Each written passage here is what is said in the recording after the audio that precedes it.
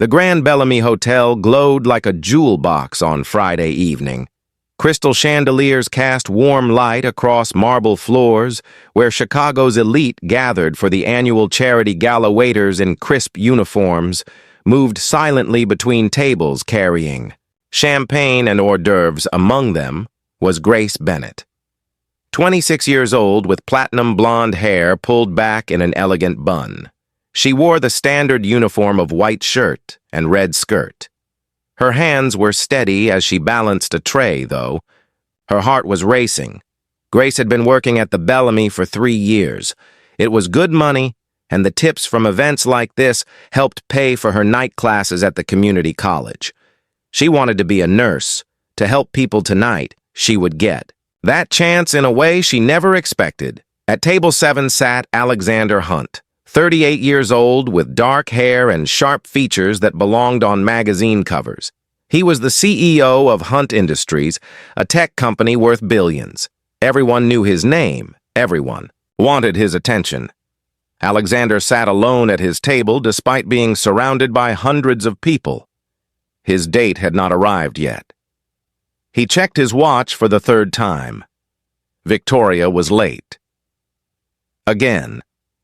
Grace approached his table with a fresh glass of champagne on her tray.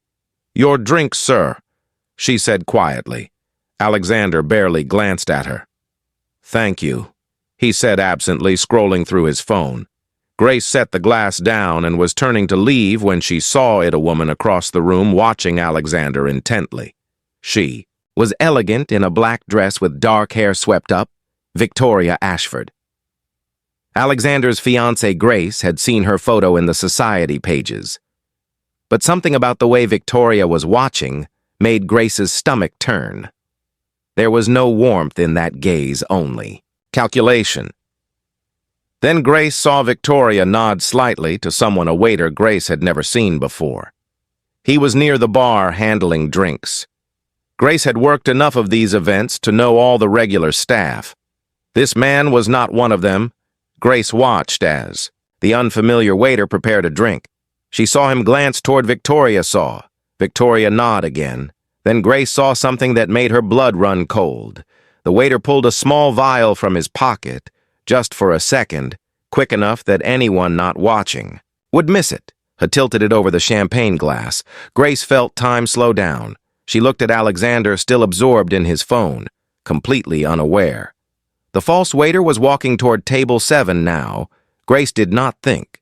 She just moved. "Excuse me," she said, intercepting the man. "I can take that." The waiter looked annoyed. "I have it handled," he said, "Mr. Hunt requested me specifically." Grace lied. She kept her voice pleasant, but firm. The man hesitated. Behind him, Grace could see Victoria watching with narrowed eyes. "I insist," Grace said, holding out her tray. The waiter reluctantly placed the glass on her tray and walked away. Grace's hands were shaking now. She carried the tray toward Alexander's table. She had maybe 30 seconds before someone noticed what she was doing. Grace set the glass down in front of Alexander. Then she did something she had never done in 3 years of service. She pulled out her order pad, wrote quickly, tore off the page, and placed it directly in front of Alexander. The note said, "Don't drink it, and leave now." Alexander looked up surprised. His eyes met Grace's. She held. His gaze trying to communicate urgency without speaking, trying to make him understand, "What is this?" Alexander asked quietly. His voice was controlled, but Grace could see his mind working, processing. "Please, sir," Grace whispered.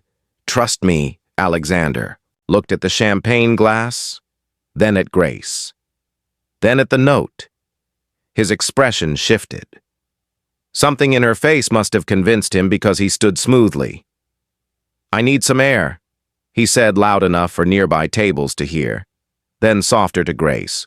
"Come with me." He placed his hand on her elbow. To anyone watching it, looked like he was being rude, summoning staff. But Grace felt the firm pressure, the urgency matching her own. They walked through the ballroom toward the terrace doors. Grace could feel eyes following, them Victoria's most of all. Once outside in the cool November air, Alexander turned to face her. Talk. He said, "Now." Grace took a breath. That champagne was tampered with. She said, "I saw someone put something in it," who Grace hesitated. This was a serious accusation. "Tell me," Alexander said. His voice was hard but not angry. "The man who brought the drink." Grace said, "I have never seen him before and I know all the regular staff. He was signaling to someone in the crowd." "Who?" Alexander asked again. Grace met his eyes. "Your fiancé." The words hung in the air. Alexander's expression did not change, but something flickered in his eyes. "You are certain?" "I saw her nod to him twice," Grace said, "once before he prepared the drink and once after." "I saw him take something from his pocket." Alexander was quiet. Then he pulled out his phone. "Describe the man." Grace did height, build, hair color, the poorly fitted tuxedo. Alexander made a call. "Marcus," he said when someone answered. "I need you to review security. Footage from tonight's gala." He gave the time and location. "Find a waiter matching this description and track where he went." He paused, listening. "Also pull footage of Victoria Ashford's movements tonight." "No, I am fine," Alexander said. "Just do it. Quickly." He ended the call and looked at Grace. "What is your name?" "Grace Bennett." "Grace," Alexander said, "do you understand what you just did? I possibly saved your life, sir." "You definitely saved my life," Alexander corrected, "and likely exposed a murder plot." Grace felt her knees go weak. Murder, she had known it was serious, but hearing him say it made it real. "Come inside," Alexander said, "but stay close to me." They walked back into the ballroom. Victoria was at their table now. She looked up. As they approached, her smile was perfect. "Alexander, darling," she said, "where did you run off to?" Her eyes slid to Grace, cold and assessing I needed air. Alexander said smoothly, "Too many people." He sat down. Grace stood nearby, pretending to wait for instruction. "And who is this?" Victoria asked, looking at Grace. "Just staff," Alexander said dismissively. But under the table, he had pulled out his phone. Grace saw him type quickly. 15 minutes later, 2 men in suits entered the ballroom. They spoke quietly to hotel security. Then they approached table 7. "Miss Ashford," one of them said, "we need you to come with us." Victoria's face went pale. "What is this about?" "We have questions about an incident tonight." The man said, "Please come voluntarily, or we will be forced to make this public."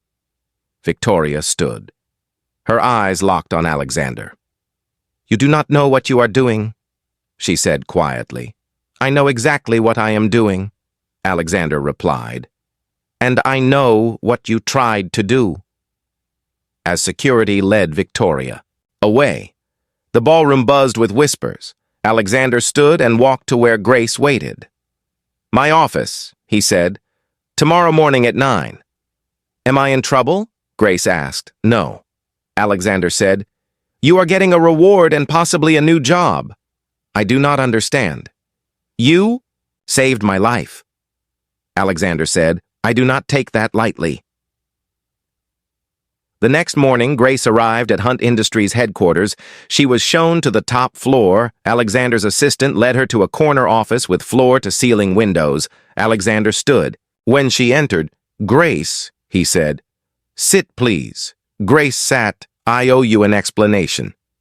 Alexander said, "Victoria and I have been engaged for 6 months. What I did not know was that she had significant debts. She stood to inherit a great deal if I died." "Before we married?" How, Grace asked. "Life insurance policy. I foolishly took out naming her as beneficiary." Alexander said, $5 million. The substance in that drink was a fast-acting toxin that would have caused a heart attack. It would have looked natural. Grace felt sick. She was going to kill you for money. "Yes," Alexander said. Thanks to you, she will spend the next 20 years in prison instead. He walked to his desk and picked up an envelope.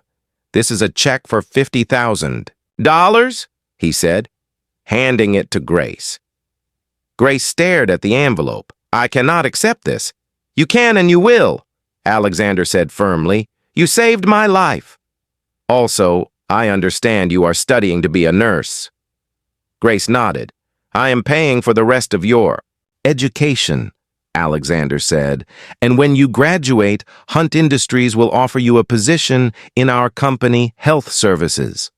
Why? Grace asked. Why would you do all this? Alexander was quiet for a moment. Because you did not hesitate, he said, you saw something wrong and you acted. You did not know who I was. You did not know if I would believe you. You risked your job to warn a stranger. He looked at her directly. That kind of integrity is rare. I just did what anyone would do, Grace said. No. Alexander said, you did what very few people would do. Most would have looked away, told themselves it was not their business. You chose differently. Over the following months, Grace and Alexander developed an unexpected friendship. He checked in on her progress in school. She asked about his recovery from the betrayal. They met for coffee occasionally, just talking. Somewhere along the way, the friendship became something more.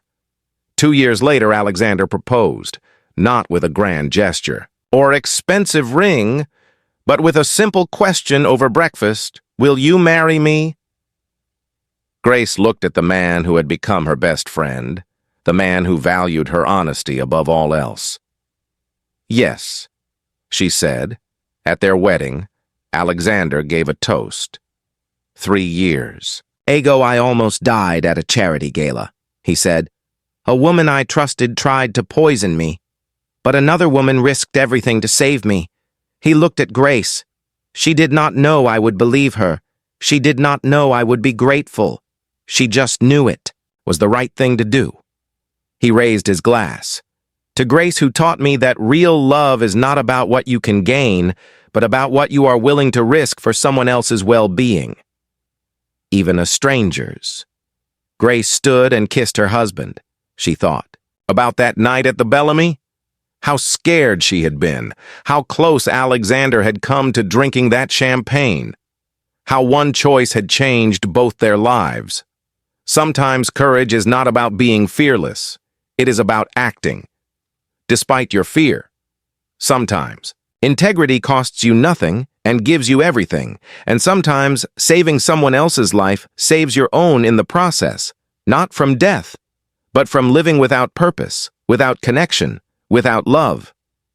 If this story moved you, please like and share it with someone who needs a reminder that doing the right thing matters even when it is difficult. Subscribe for more stories about courage and integrity. Comment below and tell us about a time when you spoke up when it would have been easier to stay silent. Your courage might inspire someone else to act when it matters most.